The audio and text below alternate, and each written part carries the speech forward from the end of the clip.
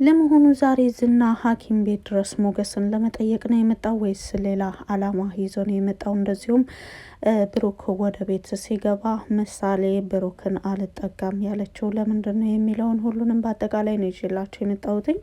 ሰላም ሰላም፣ ውድና የተከበራችሁ የዜድ ሀበሻ ቤተሰቦች ለቻናሉ አዲስ ከሆናችሁ ሰብስክራይብ በማድረግ እንደዚሁም ቪዲዮውን በላይክ መጀመር አትርሱ። ምሳሌ ድራማ ቀጣይ ፓርት ነው ይዤላችሁ የመጣሁትኝ። እስከ መጨረሻው ድረስ አብራችሁ ለመቆየት ሞክሩ። ቪዲዮውን በመሀል አስገባላችኋለሁ። ዛሬ እንግዲህ ዝናና ግብረ አበሮቹ እንደዚሁም የካሌብ ሰዎች አንዳንድ ሰዎችን ጨምሮ ማለት ነው ሞገስ ጋር ወደ ሆስፒታል መጥተው ነበረ። እርግጥ ወደ ሆስፒታል የመጡበት አላማ ሌላ ቢሆንም ነገር ግን በመድብልና በመድብል ጓደኛ አማካኝነት ምንም አይነት ነገር ሳያደርጉ ከሆስፒታል መልሰው እንዲወጡ ተደርገዋል።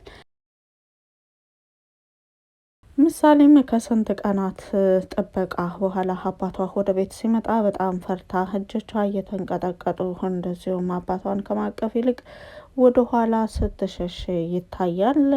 ምሳሌ ብሩክን ለማቀፍ የፈራችው ሁኔታው ነበረ ያስፈራት። በዚህን ሁኔታ ተጎሳቁሎና ራሱን ጥሎ እንደዚሁም በሰው ተደግፎ ሲሄድ አይታው ስለማታውቅ በጣም ነበረ የፈራችው።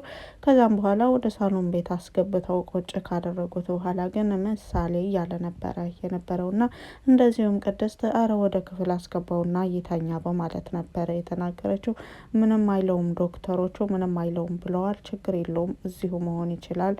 ምሳሌ ምነው ደስተኛ አልሆንሽም እንዴ ብሩክ ስለመጣ በማለት ሲናገራትም መድብል ለምሳሌ እንደገና ምሳሌ ሄዳ አባቷን ለማቀፍ ችላለች። እርግጥ የአባቷ ሁኔታ አስደንግጧት ለደቂቃዎች ያክል ከብሩክ ላለመቅረብ ሞክራ ነበረ።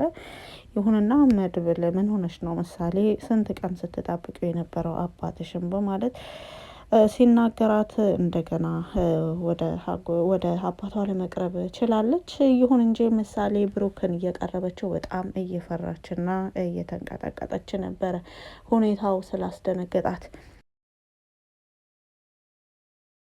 ይሁንና በአጎቷ ንግግር የተሳበችው ምሳሌ እንደምንም አባቷን ቀርባ ካቀፈችው በኋላ በአይኖቿ እንባ እየሞሉ ግን ምን ሆኖ ነው በማለት ጥያቄ አምጥታ ነበረ። ምን ሆኖ አባዬ እንደዚህ የሆነው በማለትም ነበረ ስትጠይቃቸው የነበረው። ምንም አልሆነም ትንሽ አመም አድርጎት ነው ደህና ነው በማለት እንደዚሁም ብሩክም የቻለውን ያክል ራሱን አጠንክሮ ምሳሌን ለማቀፍ ሞክሯል። እርግጥ የብሩክ ያለበት ሁኔታ ትንሽ ለብዙ ቀናቶች ታስሮ ስለተሰቃየ ያለበት ሁኔታ እንደ በፊቱ ባይሆንላትም እሱ ግን እንደ በፊቱ ለመሆን እየሞከረ ነበረ። የአባቷ ሁኔታ እየገባት ምሳሌ ምን ሆኖ ነው ብላ ከጠየቀችም በኋላ ትንሽ አመም አድርጎት ነው ምንም አልሆንም ከውጭ ሲመጣ እኮ ታሞ ነው በማለት ቢመልሱላትም ቅድስትና መድብል ምሳሌ ግን ታግቶ ነው አይደለ አስረውት ነው አይደለ ብላ በመጠየቅ አባቷ የነበረበትን ሁኔታም ለማወቅ ችላለች። ምክንያቱም ከቀናት በፊት እሷ ለራሱ ታግታ እዛ ቦታ ነበረች። እርግጥ ልጅ ናት አታመልጥምና አትታገልንም ብለው ስላሰቡ እጅና እግሯን ያሰራት ሰው ባይኖርም ከክፍል ውስጥ ግን ፈጽሞ እንድትወጣ አይፈቅዱላትም ነበረ።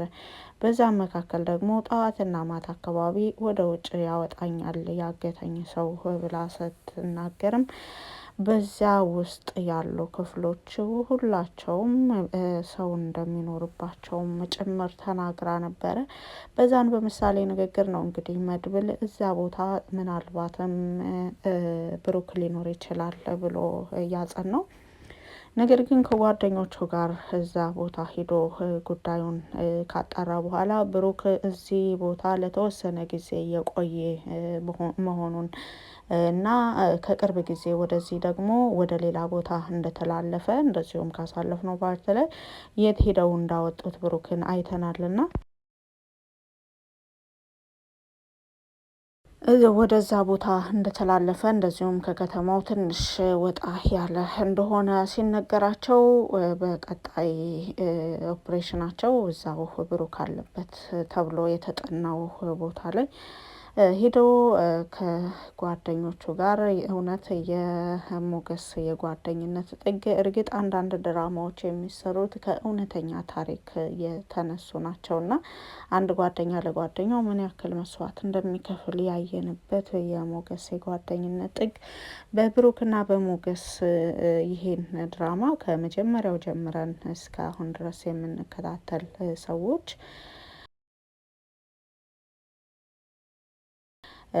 እንደዚሁ በመካከላቸው ምን አይነት ሁኔታ ላይ እንዳለፉ ሁሉ ስንረዳ ከጓደኞች መካከል ምን ያህል መስዋዕት መከፋፈል እንደዚሁም ደግሞ በበደልም ቢሆን አንድ ጓደኛው ላይ ሳያውቅም ሆነ እያወቀ ምን አይነት ጥፋት ያጠፋል፣ ከዛስ እንዴት ይቅር ይለዋል። እንደዚሁ በመካከላቸው የነበረው የቅጣት አይነት ለራሱ ደስ የሚል ነበረ። ብሩክ ሞገስን ሲመታው ይገባኛል ጓደኛ የምታኛ አጥፍቻለሁ ብሎ የፍቃደኛ የሚሆንበት ጊዜ ነበረ እና ኦሬዲ የጓደኝነትን ጥግ እንማራለን ከዚህ ድራማ በሞገስና በብሩክ መካከል። እንደዚሁ ወደ መድብል ስንመጣ ደግሞ በመድብልና በብሩክ እንደዚሁም በጓደኞቹ መካከል ያለው ጀግንነትም ሆነ እያንዳንዱ ለቤተሰብ ለጓደኛ ያለን ታማኝነት ጥሩ ነገር የሚያስተምር ነው። በጣም ደስ እያለን ነው ሁላችንም የምንከታተለው ድራማውን። ሞገስም ለብሩክ ይህን ሁሉ መስዋዕት ከፍሎ ራሱን ህይወቱን እስከ መሰዋት ድረስ ደርሶ ሆስፒታል የሚገኘው አሁን በመድብል ትብብር አሁን በኤፍራታ ደም ተለግሶት ከሆስፒታል ሊወጣ ዝግጅት ላይ እያለ ነበረ የዝና ሰዎች እና እንደዚሁም ዝናን ጨምሮ ወደ ሆስፒታል የመጡት። እንግዲህ ዝና ወደ ሆስፒታል የመጣበት ትልቅ አላማ አለው፣ ሞገስ ላይ ያነጻጸረ ማለት ነው። ምክንያቱም ወደ ሞገስ የመጡበት አላማ ሌላ ነበር። እርግጥ ዝና የራሱ አላማ የተሳካለት እስኪመስለው ድረስ በጣም ደስተኛ ሆኖ ነበር የመጣው። የሞገስ ሞት ማለት ለሱ ትልቅ ነገር ነበረ። ፈጽሞ ይሄ ሊሳካለት እንዳልቻለ ስላወቀ የተበሳጨና ተስፋ በመቁረጥ ነው ሁላቸውም ከሆስፒታል የወጡት። እንደዚሁም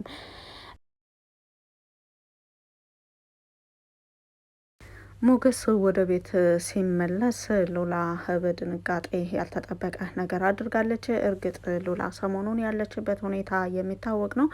የታገደበትን የሞገስን ንብረት ለማስፈታት በሚል አጀንዳ ሌላ ሰው ጋር ባልፈለገችው ነገር ተጠምዳ ነው ያለችው።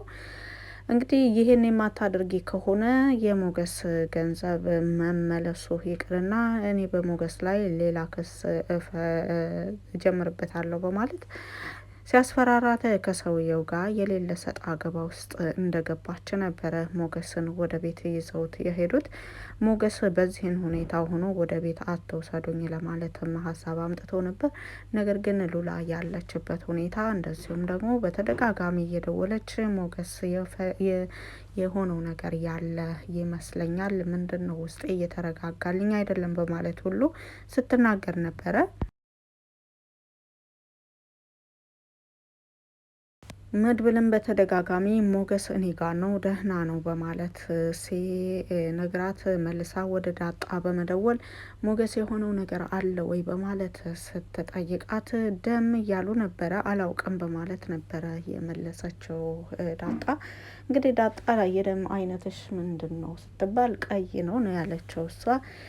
ይሄ አይነት ጥያቄ ደግሞ ለሷ ብዙ ይሄ አይነት ነገር ለሷ ብዙ ጥያቄ ስለፈጠረባት ለቅድስትም ሆነ ለሉላ ነግራቸዋለች። ሉላ ደግሞ ይህንን ነገር ከአሁን በፊት ከዝና ጋር በነበረችበት ወቅት በተደጋጋሚ በተለያዩ አጋጣሚዎች ሲጠያየቁና ሲነጋገሩ ስለምታውቅ የተመታ ሰው መኖሩን አረጋግጣለች።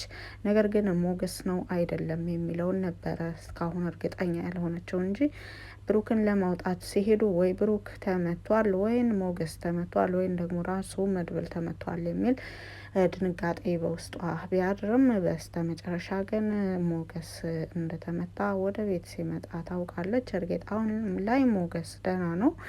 ነገር ግን የተመታበት አካባቢ በተደጋጋሚ እጆቹን እዛ ላይ ጨምቆ ይይዛል ሰውነቱን እና የሆንከው ነገር አለ ወይ ብላ ስትጠይቀው ሉላዬ እኔ ደህና ነኝ፣ አሁን ማረፍ ብቻ ነው የምፈልገው፣ አንቺ ደህና ነሽ አይደለ ብሎ ሊያርፍ ሲል ሲቀመጥ የተሰማው ስሜት ነበረና ሉላም ወደ ሞገስ በመጠጋት እኔ እኮ አውቅ ያለው ምን እንደተፈጠረ ነው እየነገራችሁኝ ያላደላችሁት እንጂ የሆነ ሰው እንደተመታ ሰምቻለሁ በማለት ማን ነገረሽ በማለት ሞገስ መልሶ ለሉላ ይነግራታል። እኔን ከመጠየቅ ለምን የሆነውን ነገር አትነግረኝም? ምን ሆነህ ነው በማለት አይ ትንሽ ናት እኮ እዚህ አካባቢ ትንሽ ናት፣ ቀላል ነው በማለት ይነግራታል። ከዛም በኋላ ሰውነቱን እንደዚህ ቶሎ ቁስሉን ለማየት እንትን ትላለች። ቁስሉን ስታየው ግን ሉላ ለራሱ በጣም ደንግጣ ነበር።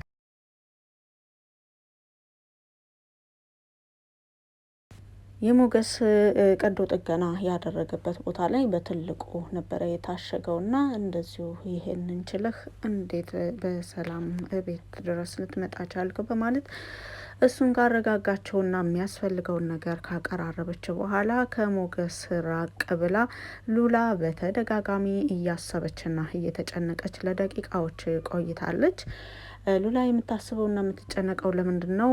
ሞገስ በዚህን ሁኔታው ሆኖ የፍርድ ቤቱን ጉዳይ የጠበቃውን ጉዳይ እንደዚሁም ንብረቱን ለማስመለስ ውጣ ውረዱን ላይችለው ይችላል። እኔ የምችለው ነገር ከዛ ጠበቃ ጋር ተስማምቼ በቻልኩት ራሴን ጠብቄ እንደምንም ብዬ የንብረቱን እንዲለቀቅለት ማድረግ አለብኝ። ያንን ካላደረግኩ ሞገስ በዚህን ሁኔታው ሰውየው መልሶ ከከሰሰው የማይጠበቅ ነገር ውስጥ ወይም ደግሞ ጤናው ከዚህም በላይ ሊባባስ ይችላል የሚል ፍርሃት ስለነበራት ከጠበቃዋ ጋር ለመስማማት